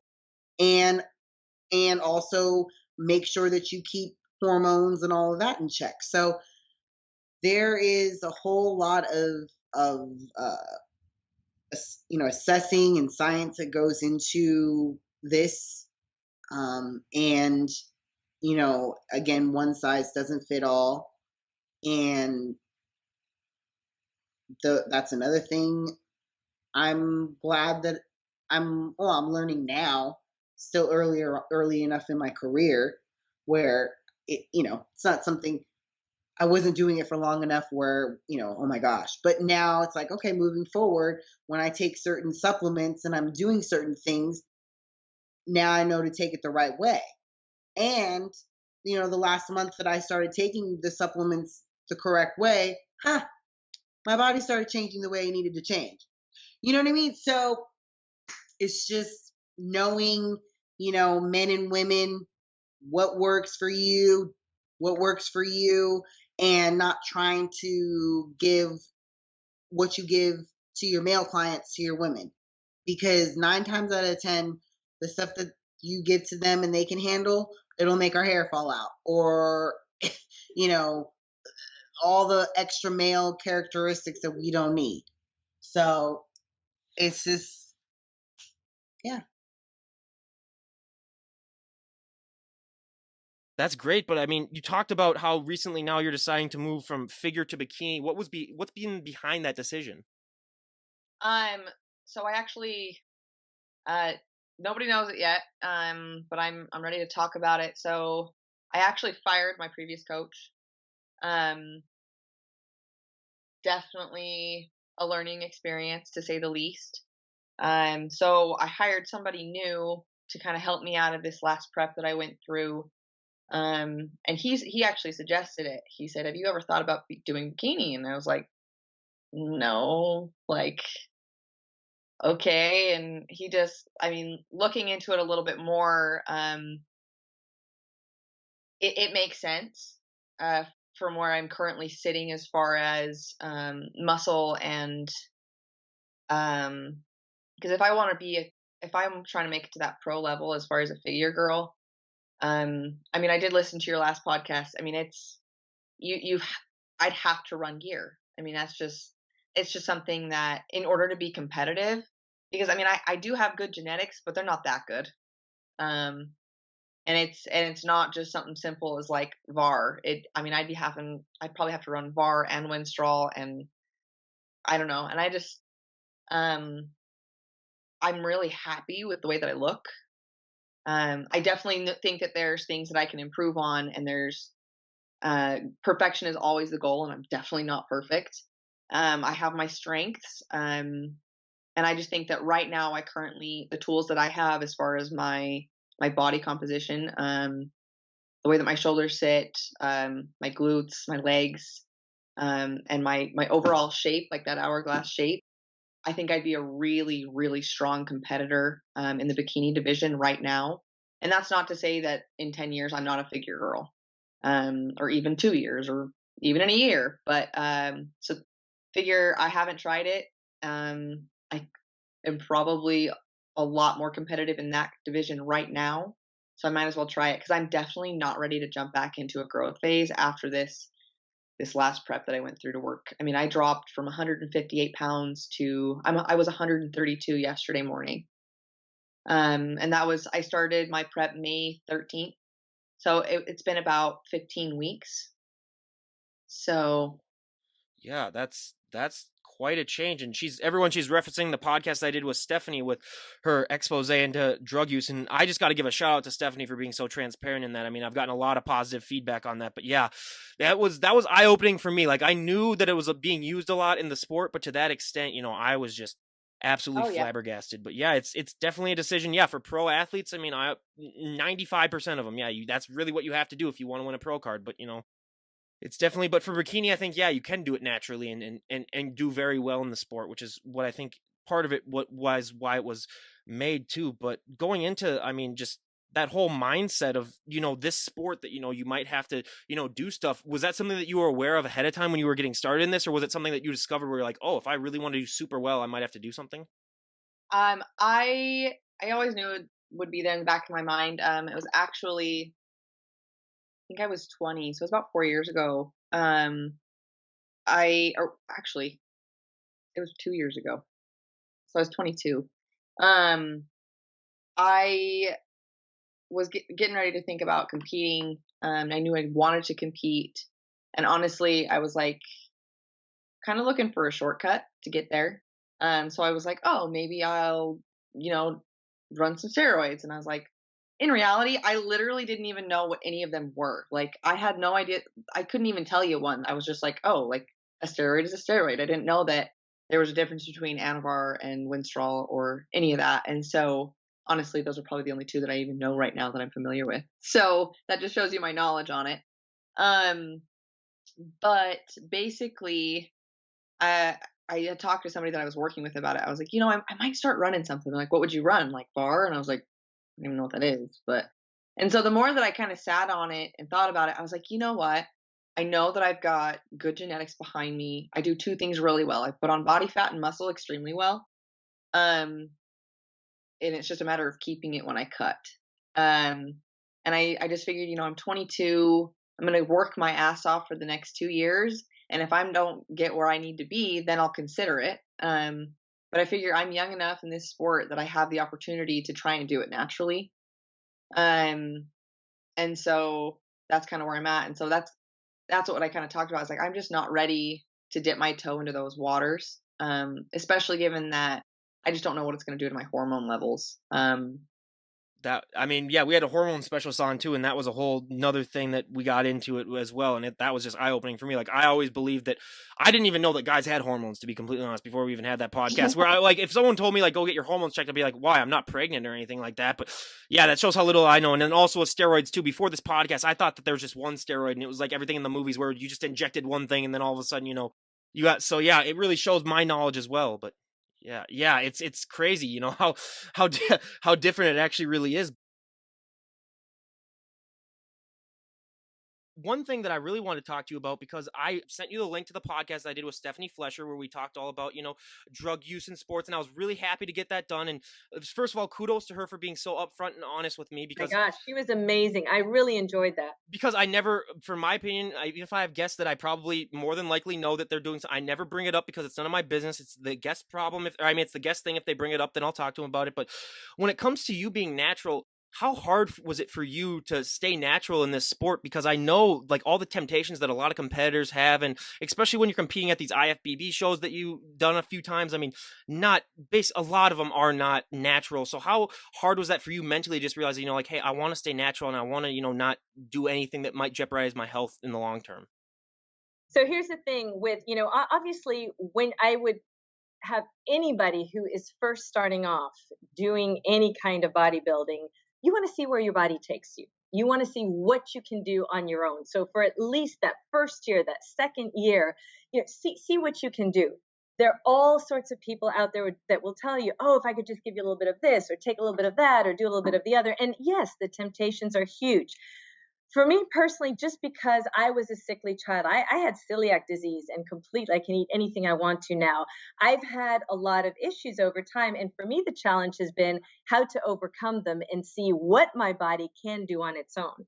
So while, yes, in later years, as I got into competing more and more, and I did the NPC, I was second at Masters Nationals one year in 2016. So I almost got my IFBB pro card, but didn't because it was only the first at the time. So I haven't competed in IFBB, but I am a pro in the INBA, which is the International Natural Bodybuilding Association and Pro Natural Building Association. So there we're drug tested, and it is very strict. It is WADA testing, so it's just like the Olympics. And there are times when even somebody taking a pre-workout or a protein that might have been put through a different kind of processing and have certain elements may show up or may test. And one thing I don't want to do is be on the wall of shame. I'd rather be on the Hall of Fame, not on the wall of shame there. But having said that, for me, yes, I've been asked many times, oh my goodness, your I have pretty good genetics, I guess. And they've said, if we could just give you, well, I've been doing it for 10 years. I am 55 years old. My audience, I like to show people what is absolutely possible, regardless of what your age is and what you can do on your own. So now it's gone far beyond just me. For me to take something then would deny all that I have talked about and been preaching just for myself and trying to get others who might be in their 50s or 60s or 70s and prove to them what they can do. Having said that, I don't care what you're taking, you've got to put the work in the gym. And, that's what, and I really, really, I think your guest was absolutely amazing. She was so forthright. She was so, and I truly believe that too. I mean, 90% of the people that I train with or that I know are taking certain enhancing substances. And I respect them so much. And I respect what they are doing depending on what their goal is. And as long as you know what the consequences can be, and if you're okay with that, well, then more power to you. But that's why I always say everyone look into the consequences first, especially for women, because we have heard some stories on here behind the scenes that I haven't put online because they've been told me not to, of, like, hey, I wasn't aware of the side effects before I started, and then, years down the line. So everyone, do your research. That's the best thing that I can say about anything. And just like Monica said, you still have to put in the work. I mean, there's no magic pill yet. I mean, I'm still hoping for that pill where you can take it and you don't even have to work out, and then, you put on, 50 pounds of muscle overnight. But until that gets invented, that's just unfortunately, you do have to put in the work, and it's just all about that mindset as well. But I appreciate you for, being so upfront about that, because so many people, I mean, when they talk about being natural or unnatural, I mean, it's a taboo thing, but I don't think it really should be, because a lot of people do realize that, the vast majority of people aren't, and there are quote unquote healthy ways to do it, I guess, or not, but you know what I mean, where it's healthier. But well, what's tough, Ryan, is because there are a lot of magazines that people go out and they see these, big, huge shoulders and the tapering. I mean, I'm even talking bikini girls and figure girls. I'm not talking necessarily the physique or the bodybuilding women. And people say, I want to do just like that, and this is what their workout is. And they don't realize that they're not going to get that because that is not natural. Yet there are many other people who do and can, but that's what's very misleading sometimes when you look at the magazines. And if you take things in moderation, again, it can enhance and it can be a good thing if that's the path you want to go. But I have quite a few friends of mine for whom they started off with a little bit that turned into more, and I want to be bigger and I want to be better. And it turned really, really health-wise and physically very bad for them. So those are the things that you need to know before you ever even get started with anything. And one last thing, which is hilarious, I don't know if you've seen it or not, there's a picture that's circulating on Instagram and on Facebook, and this was from 2016. And it was a photo shoot that we did in Pittsburgh at the Masters Nationals. Was it 2016 or 2016 or something? I forget anyway. But yeah, no, it is. Because I think it says I'm 52 at the time. I'm 53. So it was 3 or 4 years ago. And so there's 2 guys and myself, and it was a photo shoot we did for an organization called Aging Evolution, which are for those that are 50 plus, et cetera, et cetera. It says age is just a number, and it has the ages. I think I was the 52-year-old. There's a 50-year-old guy and a 60-year-old guy. And that's been circulating thousands and thousands of you. And what is so funny, there's a lot of, oh yeah, wow, that's great. But there's a lot of, yeah, age is just a number and steroids are just, or this or that or the other. And I laugh and I actually take it as a compliment because I think to myself, I am very small. I am a natural athlete. And if some people confuse that with what is possible outside of the realm, then wow, they're very, misinformed. And people think that after the age of 50 or 60, you can't put on muscle without drugs. That is completely wrong too. I mean, I had one person when I was really in shape in college who accused me of it, and I took it as the greatest compliment I've ever received in my life. I was like, that means I'm doing something right then. That means I'm doing, I was like, yeah, you can look at my, Myoplex protein that I'm taking if you want to drug test it for that. But you brought up something that's very, very interesting, how, some people, they don't even know that they're taking stuff that might have a little bit of stuff in it. Whether it comes down to the protein that they take, they just don't know. And I've seen some people that have, they've gotten tested and they realize that, hey, there is something in there. How do you think that people should, be careful when it comes to that? Because I mean, even if you're just reading stuff on the label, you don't know necessarily what might have been, just a little extra something might have been added into something that you don't know of. What advice do you have for people to make sure that they maybe don't make those same mistakes, especially if they're trying to compete in natural shows? Well, and that's where the difference is for regular people who are taking, it doesn't matter which proteins or if they're doing pre-workouts or post something, that really won't matter for them because the amounts are so small that, whatever their preference is, that's fine. But you bring up a good point because if you are competing and if you're competing in a natural organization where you're going to be tested and something that you didn't think at all is going to show up, that's why it's very, very important to go in. There are certain companies that are WADA approved, and those are the ones that you want to go with if specifically you're worried about that.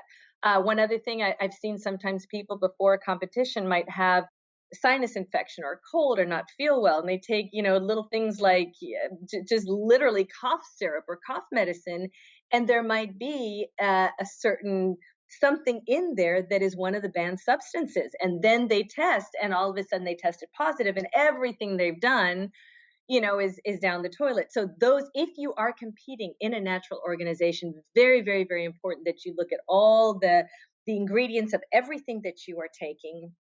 And usually, a while beforehand, you want to stop taking anything that you think might even be suspicious. That's real important too. There are a lot of natural supplements out there. There really are. Yeah, and I gotta say too, don't buy stuff from other countries too, because I mean, especially like if you buy, there's a lot of stuff online that's like in Russia and stuff like that, and you have no idea what's put in that stuff. So we've had some stories with that as well.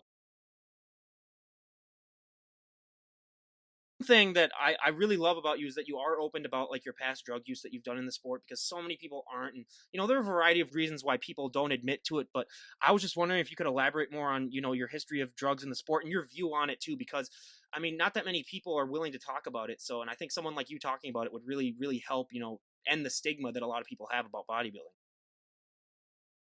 So, so I was a natural competitor. I competed in drug tested shows, drug tested powerlifting meets. I won the lightweight bodybuilding division at the NPC Team Universe. Back when, the winners would go off to the IFBB World Championships. We were drug tested. It was the only national level at the time drug tested show in the NPC. I had done a stint in the INBA and I won the Miss Natural Olympia. I was drug tested for every single show for that. And when I turned, I think the signs of low testosterone were starting a little bit before I turned 40. When I look back, in hindsight, and I look at it. And so I dealt with those symptoms for about a year and a half almost. And after I was 41, in January of 2013, I went to the doctor and got blood work done. I fought with my general practitioner on trying to get my testosterone levels checked, and they refused.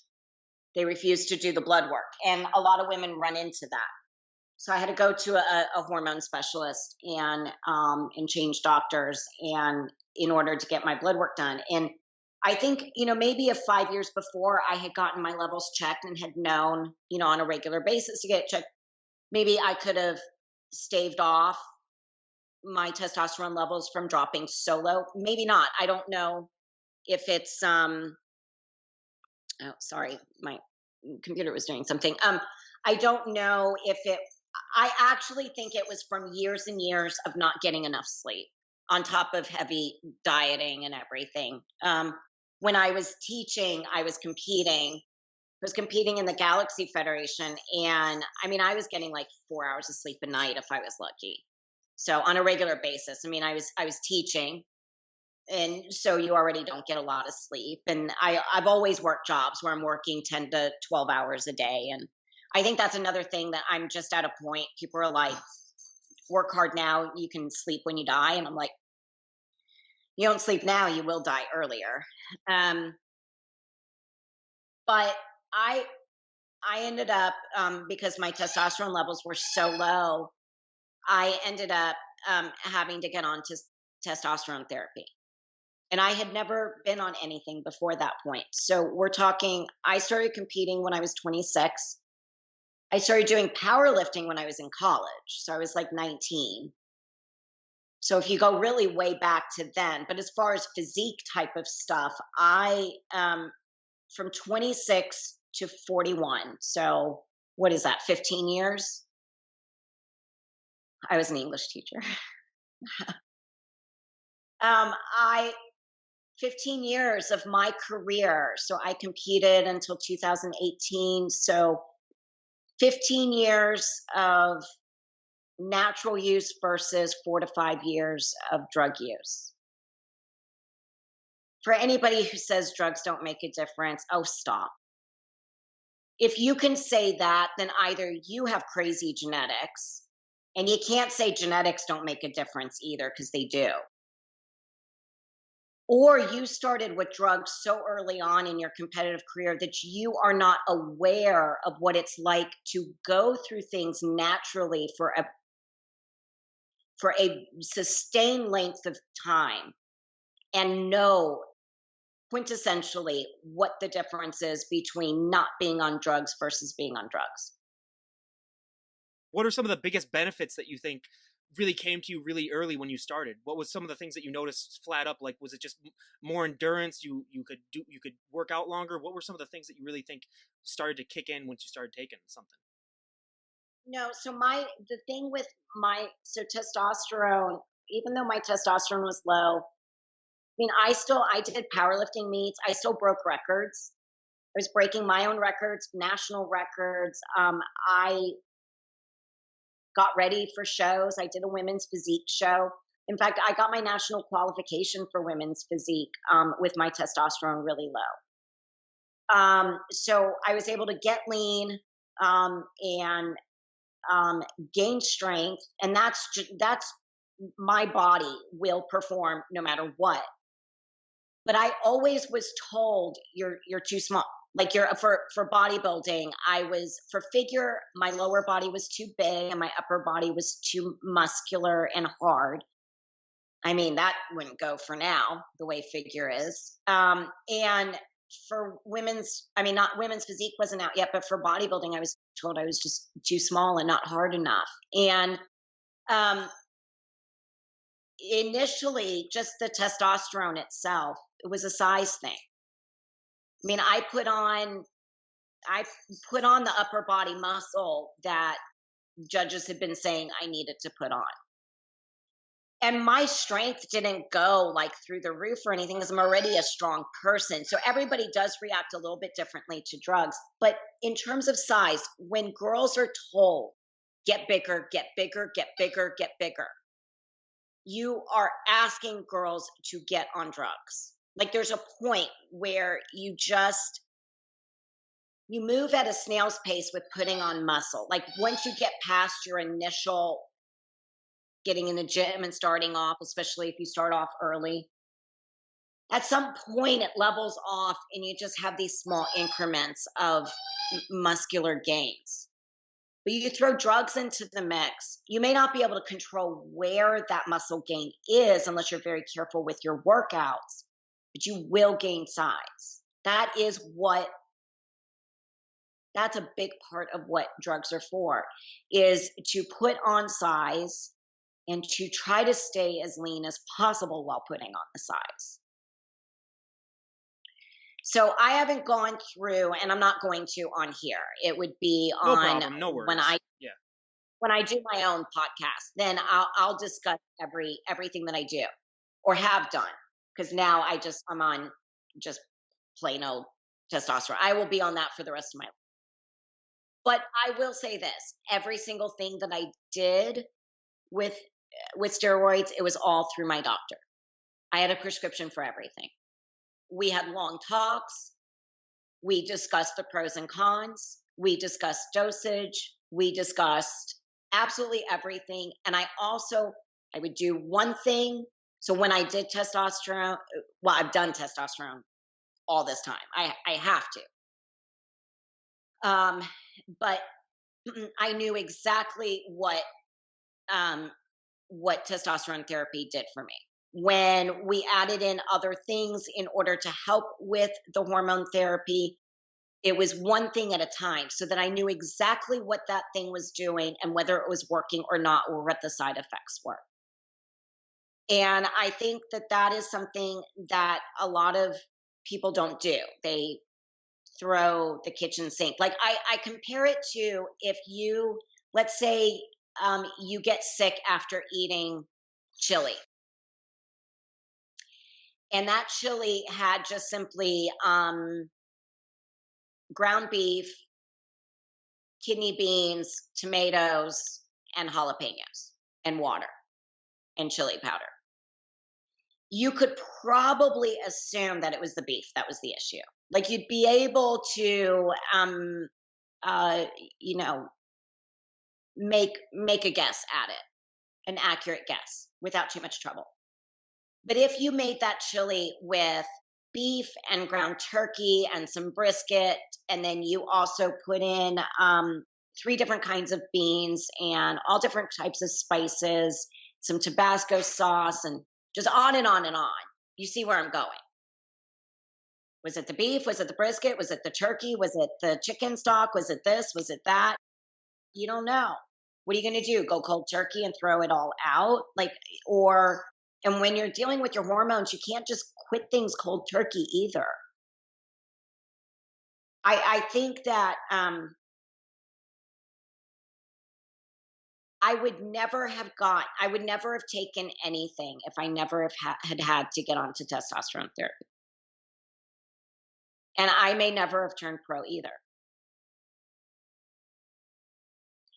And that's, and that's being women's physique, where I went into women's physique at a time when those women's physique competitors wouldn't even be competitive with figure competitors now.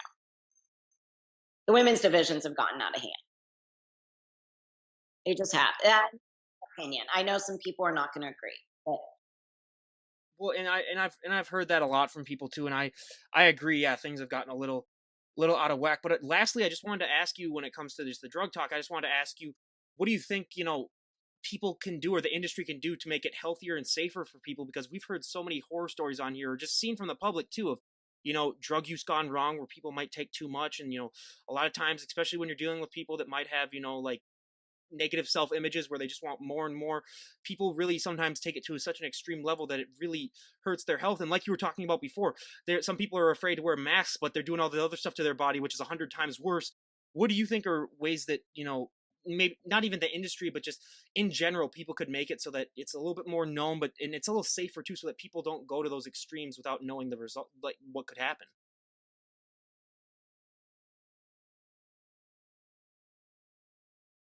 I think that the women who are competing need to take more ownership.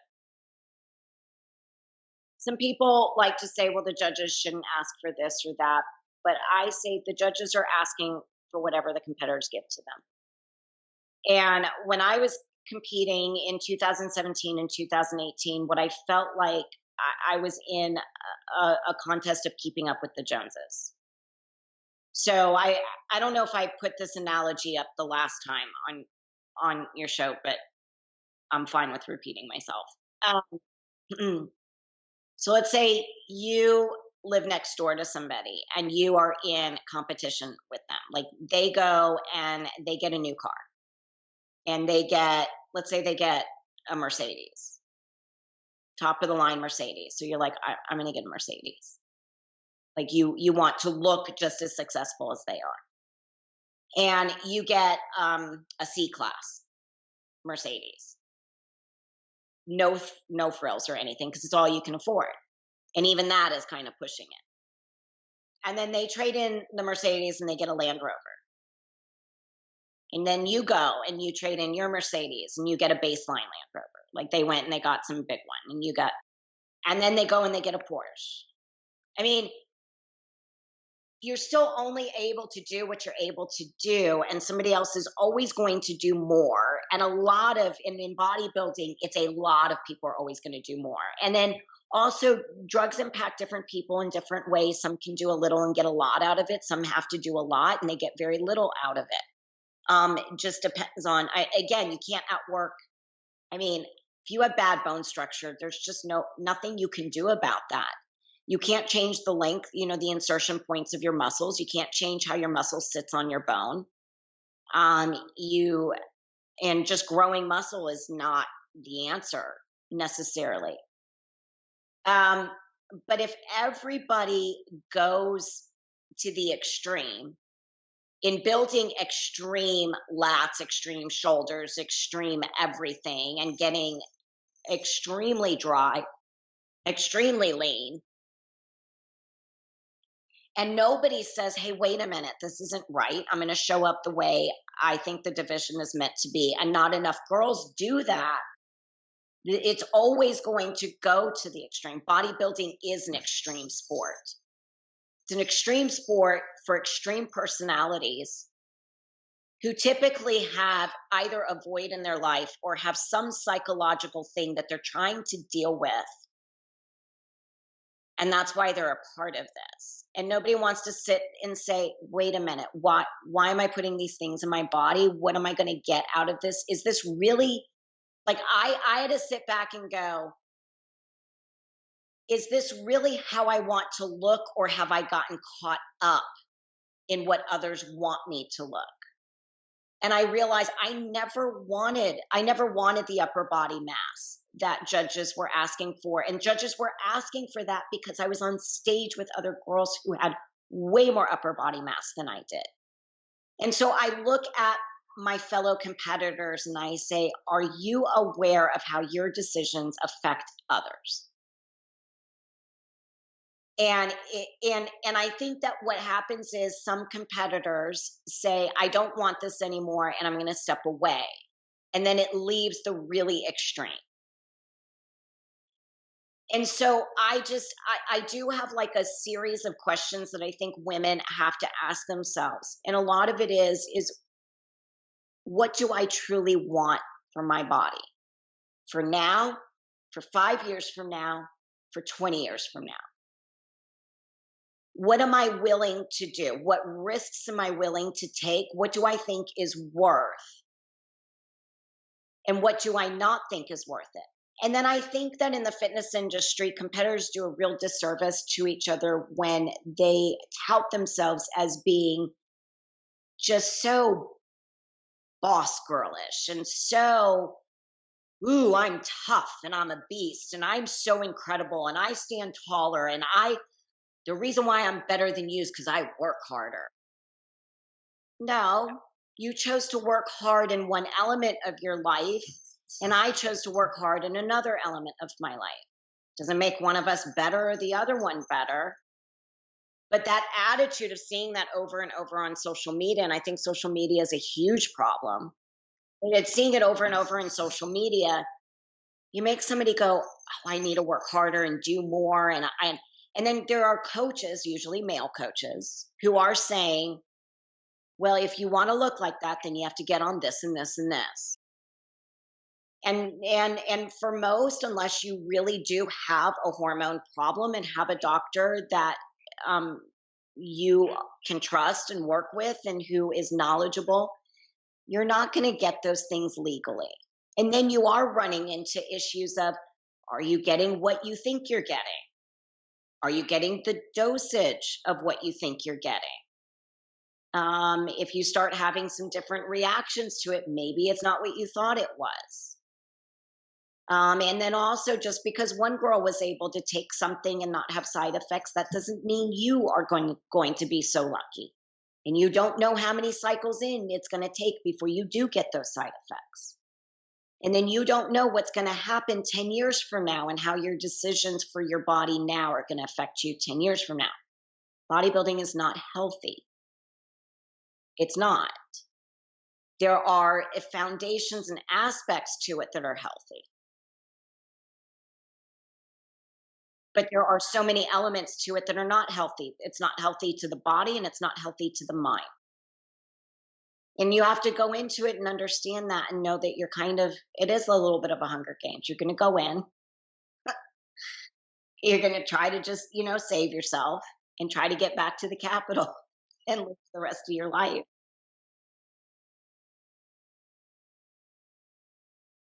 I know that you talk about this a lot on your channel, and I'm very open about like supplementation and like steroid usage and all that type of stuff. So whenever I first did my first cycle, like, oh my God, like I gained so much weight so quick because I was kind of eating like shit. I was eating like wings and stuff. And my family was like, you are taking something, because I broke out so bad, my back and my chest and my face, and I kind of got this bloat in my face. And, I was told it was Anavar, and I still believe it was Anavar, but a couple of years after that, I was like, that was not Anavar. But honestly, I think it was, and it was just me being young and me never being exposed to that. And it was a really low dose. It was like 5 milligrams. I even wanted to start at 2.5 milligrams, but who knows? It still could have been fake because the person who I bought it from was like total like stupid gym bro, whatever. And I broke out so much, and my family's like, no, like you need to be careful taking this stuff, and you're too young and you shouldn't do this. It's going to turn you into a man. They didn't necessarily say that because they're not stupid, but like they have common sense. They understand, but they were just worried. And I saw all the sides like immediately. Like I was like, felt like more aggression. I broke out so bad. I mean, it was so bad in the beginning. So it was like everybody in my family knew that I was taking something. When I talk to bodybuilders or female bodybuilders about that, is when the voice changes, was that just one moment that it happened, or was it just a progressive thing? Because we've had some where like all of a sudden they're just like talking to someone, then all of a sudden it just drops just a little bit and then it doesn't come back. But what was that like for you? So in my first cycle ever, I didn't really experience any like voice cracking. I read a lot of forums and stuff like that and tried to learn about like stuff, but it was tough to find like legit information. But I remember there was this powerlifting girl. I want to say her name was Grace or Gracie, and she was open about steroids and everything. I think Meg Squats had a video with her, and she was really open about everything, which was nice. And her voice is really deep, and so most girls will be like, oh, I'm not going to touch anything because of the way she sounds. Okay, well, once she opened up about what she's used, you're like, okay, now I know why her voice sounds like that. So I'd say in my first cycle, I was really conscious of it, and I was like, okay, if my voice cracks once or I feel anything like thickening up here, then if my throat feels weird, then I'm gonna get off cycle. But in my first cycle, I didn't experience anything like that. I'd say just it's really over time, of course, and then even like so I'd say like voice cracking is definitely like the thing, and I've experienced it plenty of times, mostly in like 2019. I'd say I experienced it the most. But your voice can kind of go in and out. Like girls have told me it could be really bad during a cycle, and then once you get off of everything, it kind of evens out. But over time, I've had some people who, when they're on cycle, yeah, and then I have had them when they're off cycle, and yeah, their voice is definitely different. Like it's a little bit higher pitched, and it's gotten more back to a baseline, which is what I've come to believe is true. But then obviously, like some of the ones like you were talking about, like I had one powerlifter on who she was on, like 10 different things where I was like, yeah, that voice is probably going to be like that for the rest of your life. Then, unfortunately, and I mean, it definitely changed. I mean, if you hear what I said, and people like don't really notice. I'd say like if I seen like my grandma or something, someone I maybe see once a year max, she'll be like, and my family has said it to my mom. They've been like, Lex's voice, what the like what? And my mom doesn't really notice, and my brother doesn't really notice, and my dad, because they talk to me. My mom talks to me. We talk now I don't live with her, but when I lived with her, I mean, we're talking all day, every day. She doesn't notice.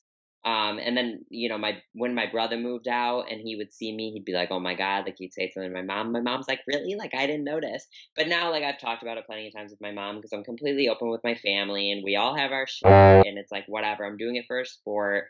I'm being as safe as I really can.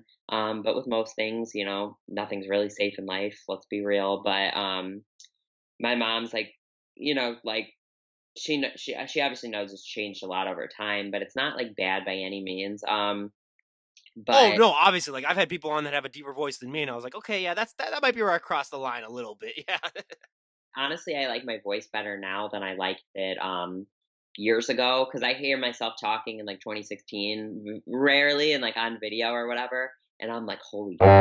Yeah. Oh, I've had some people where I'm like, yeah, it does even better because I've had some people where they talk like this before they first got it and stuff like that, and I was like, okay, you need to take something right now to stop getting that voice because that voice is annoying just to even hear. So. Yeah, and who knows if naturally, I'm sure because I was younger, if my voice would have just changed and gotten a little deeper over time of me like getting older, but um I'd say the only time that I was ever like really scared about my voice was like in 2019 when I did like my first injectable.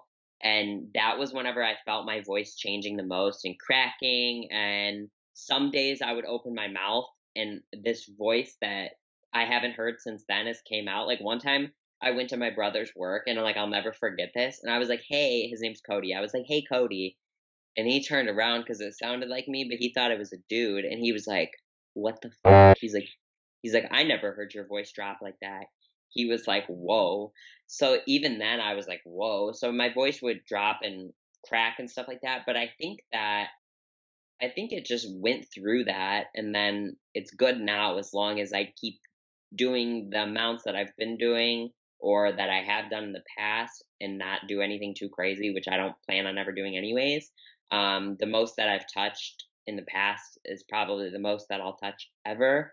So I'd say it just has to go through that initial change and then it can get worse and better depending on if you're on cycle or not. But I mean, it just depends what your voice started as from the beginning. Like I like my voice better now. Like I prefer it. And it's hard sometimes because I mean, I've been called sir so many times. I've been called sir on the phone.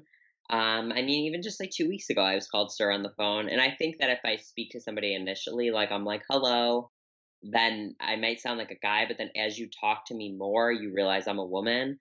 But it's whatever. It is what it is. I mean, there's plenty of women out there that sound like men and they don't have an ounce of muscle on them. So it's just something that you have to be prepared for as a woman.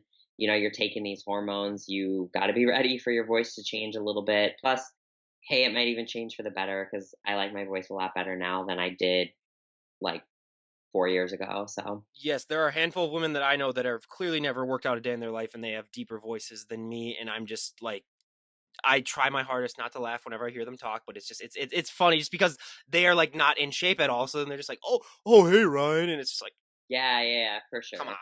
So no, but and again, people that just don't.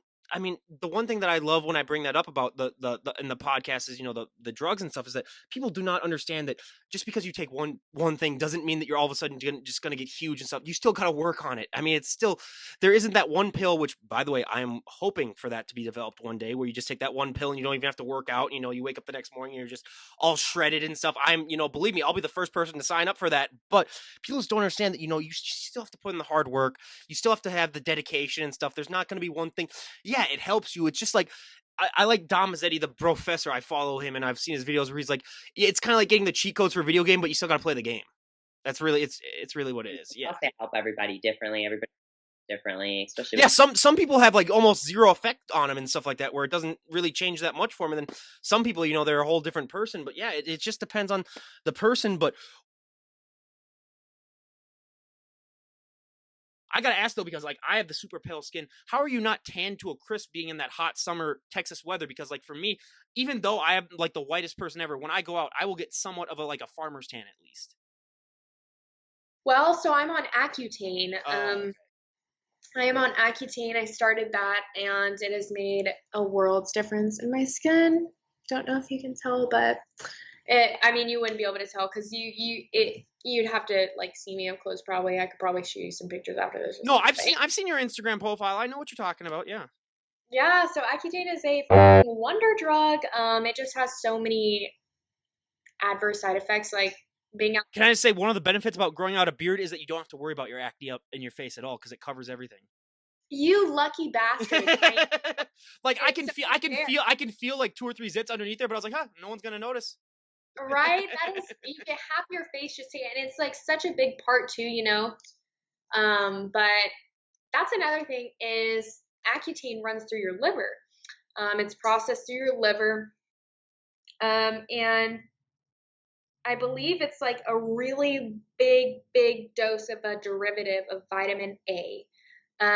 And this going through my liver prevents me from, one, drinking. And to be completely honest, like my first show, was I completely natural? I mean, I got first place out of, you know, or at least that group, and then second place overall out of like a lot of women. So I'll just leave it that there were women competing here that, you know, were not natural, and I was part of it. And so that obviously runs through your liver as well, which is why you want to take milk thistle, which is why you want to make sure that you're taking care of not only your hormones, but your liver at that time during those periods.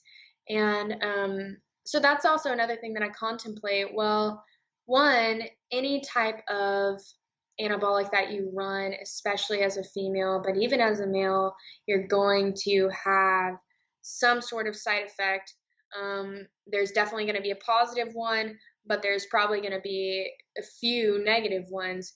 And one of those is acne. Something I definitely noticed was, you know, my shoulders or my arms, even my chest, my back, and my face already had some, but it kind of flared it a bit, changed the like structure of it all. And I've done really well on Accutane. My skin texture has changed tremendously. I don't see any more pimples, and I haven't seen that in, I don't know, 3 years. So I'm very happy about that. But I know going into something, I mean, look, you can compete completely natural. Now I'll say good luck then if you decide to do that. Then yeah. Exactly, and it's just that's the way the sport is. Like, obviously there's different ways to measure and do it from a coach, get mentoring, make sure that you know how to do it. It's real and it's just not some random thing off the street that someone offers you. Like you want to do this as safe and as like correct as possible. But point is, it runs through your liver as well, and it also can give you the propensity to develop acne. And that's something that I'm not sure if I, you know, am willing to like take. I looked up some forums on it, you know, maybe just for future reference, if that's the case. I'm not saying I'm doing anything illegal, but whatever. And it was like people that had responded from 2012, and they were men in particular. And so I just wasn't, I mean, obviously that's not information I'm going to follow. So it's kind of hard for me to know when that time comes, like, oh, like if I do this, am I going to follow this progress that I have? But we'll think about it in the future, maybe. Unless some advice. Well, you know, I'd say, you know, I've never taken anything myself. I'm going to be completely honest. The biggest compliment I ever got in my entire life was in college when my friends came up to me and they're like, we're concerned about you. Like, are you on drugs or something like that? And I was like, oh my God, that's the greatest thing you've ever said to me. Like, it shows that I'm actually like working that hard. And so it's like, oh my God, you really think I am? And I was like, no, I'm not. I mean, if Myoplex is considered a drug and like creatine when I was like a teenager, but yeah, I haven't done any performance enhancing drugs other than, you know, just my God-given natural abilities is what I'd say to, you know, people. But, you know, yeah. And it's like, yeah, people just don't understand too. You have to be basically like a genetic freak to be able to do this sport without taking, you know, anything. I've had like 1 or 2 on the podcast. So everyone that's asking me, I always say it's like 99 or 95% of the guests that I've had on are doing something. And it's just a part of the sport. I mean, obviously they're not taking like straight up, you know, like bull testosterone or something like that. But it's like, yeah, it's obviously you got to do something in order to get, that lean and stuff like that. It's like, it's not natural to get that lean and to, like have ab veins coming out of like a 6-pack and stuff like that. It's like, yeah, okay, try doing that yourself and then tell me how that goes. Yeah, I mean, I'm not gonna lie, like, I like it during that time. I like to precisely measure it, because obviously it comes in all different forms. I will never use a needle. I never do that. I will never go so far that is unnecessary, that is going to cause any type of virilization, because that's a sign that your hormones are not in the place that they should be biologically for you. And unless you are transitioning fully over to a different gender, the opposite gender, then running off and on for long periods of times on your hormones is going to you up.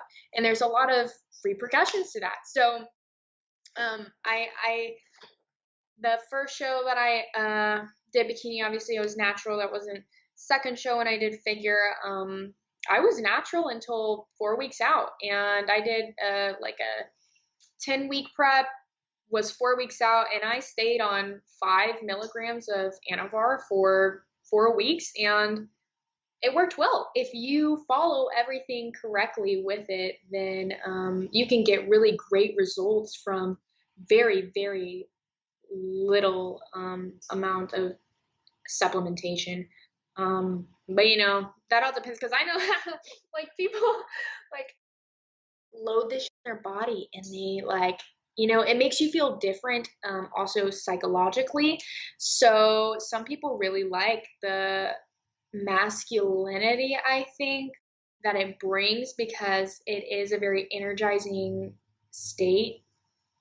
But it's just you can also kill yourself, people, from steroids. Remember, you can also kill yourself. I don't want to say many, but I think there's been a good handful of bodybuilders. I don't know about women yet, and I think Iris Kyle has done a really good job somehow of keeping herself well in shape there. But handful of men have died from overdoing steroids, and so it's more than a handful. I mean, when you see someone that's bodybuilding, they're like 30 years old and they die of a heart attack, it's like you kind of know why, basically. So, but yeah, I mean, yeah, there's a bodybuilder that I'll talk to you about that I did a podcast with, and they told me what they were on a female bodybuilder, and I'll tell you how much they were. Like, it was scary, where I was like, oh my God, like, why are you doing that much in that combination? But yeah, some people literally, they just put like a gallon of that stuff in their veins, and it's just like, oh, come on. But yeah, I mean, that's great. And it's always great to talk about that stuff.